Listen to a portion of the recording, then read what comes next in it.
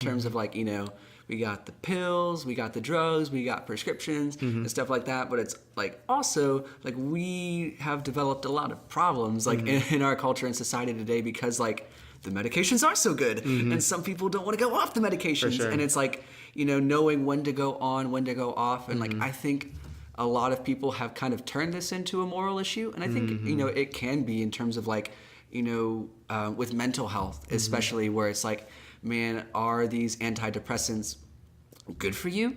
Like, I mean, and not just like physically good for you, but is it something that like is okayed by the Lord, allowed? Like, can you be like a Christian and like do X and Y or Z, like this, and not just like, illicit drugs, because like, submit to governing authorities, like cocaine's probably off the table, but like, in terms of like medical marijuana and like trying to bring all these like maybe recreational drugs into like, pharmaceuticals and pharmacology and stuff like that. Do you have any particular take or insight in like in that area? Just like for one, comparing the cultures, the Western versus non-Western medicine, but also just like, man, like where does Christ come into play here?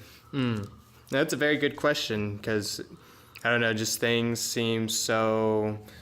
It's a really good question indeed. I'm sure it's been thought about a lot recently. It's something that I haven't thought too much about, but I've heard of people bringing it up. I think, I feel like in today's society, we've twisted a lot of the original intentions for certain things. And if we want to use the case for medicinal herbs, like, hemp has all these like antioxidant properties, and it can be used like in terms of medical marijuana, for example, like stimulate appetite or reduce neuropathic pain kind of things like that. But in today's society, we get it for the psychoactive like properties and things like that. And I think maybe that's when we're abusing like ourselves, like since our body is our temple and the Lord designed us in His image, and if we're like abusing that, I think that's when it goes kind of wrong. Like even like overdosing on certain medications, things like that.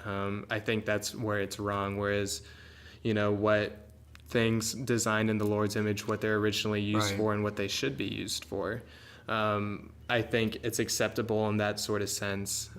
It's just unfortunate how society is nowadays, where it seems like, in order to feel pleasure or to feel better, I need to be overdosing on this or smoking all the marijuana or things like that.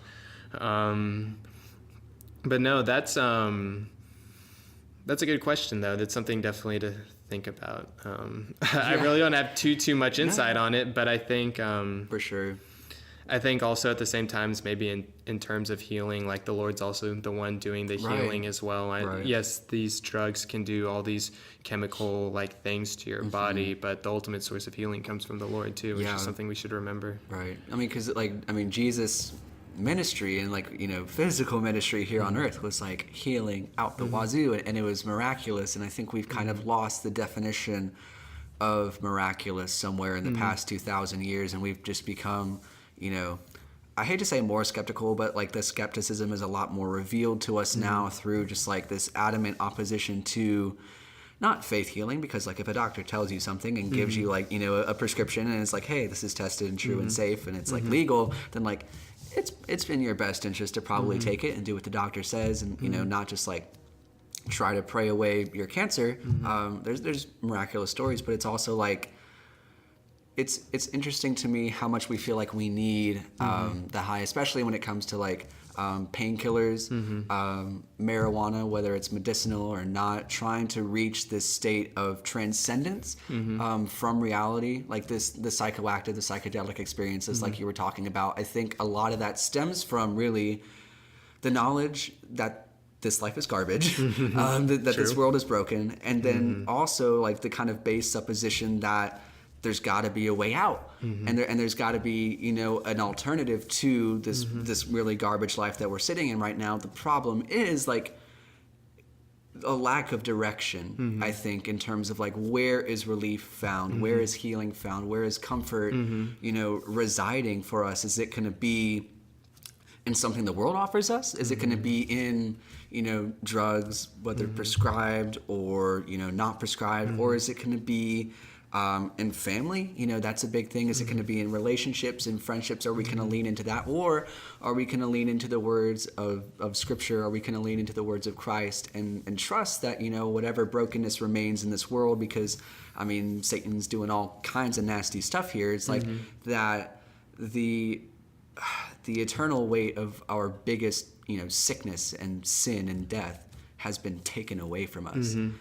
It was interesting. I was in my third semester of Greek right now, so I might be nerding out a little bit here. Go for it. I love nerding out. Yeah. No, and one of my favorite verses in the New Testament, one that's just hit me personally, is Romans 5:6, where it says, "For while we were still weak, at the right time Christ died for the ungodly." And it's kind of a variation of 5:8, which most people can kind of point to and be like, while we were still sinners, Christ died for us. And so the big thing for me, at least personally, was I knew I was a sinner, but I was kind of okay with being a sinner. But what I wasn't okay with was being weak. We were talking about earlier, feeling like I had to do all this stuff, the academics, the relationships on my own. So it was when that verse kind of was first spoken into me, I was like, oh gosh, my weakness is Christ's strength, and he's made perfect in my weakness and all that good stuff. So I looked into the Greek of that verse, and the word that gets translated for weak in there is asthenes. And it's also translated 3 or 4 different ways depending on the translation that you use, which is interesting because there are words that aren't super hard to translate, he, she, the really basic words and verbs. But there are some words that not that it changes doctrine super big or anything like that, but the nuance of the meaning. This is a roundabout way of saying asthenes means weak, at least in ESV. That's what you'll see when you read it there. But it also means powerless, helpless, and sick. And when I looked at that and I heard sick as well, it's not only are we sick in our sin, but that sickness gives birth to death, and so really recognizing I not only need strength, but I also need healing because there is this disease called sin that's dwelling inside of me legit every day of my life that Christ has just got to come in and go it's gone. For sure. And I think going back to medicine and going back to there's tons of good stuff again that comes from it when it's done properly, when it's not perverted, as you said. There's just this acknowledgement of the sickness, but where we kind of disagree, at least between us and a certain portion of society whom Jesus still loves, is just where that cure is.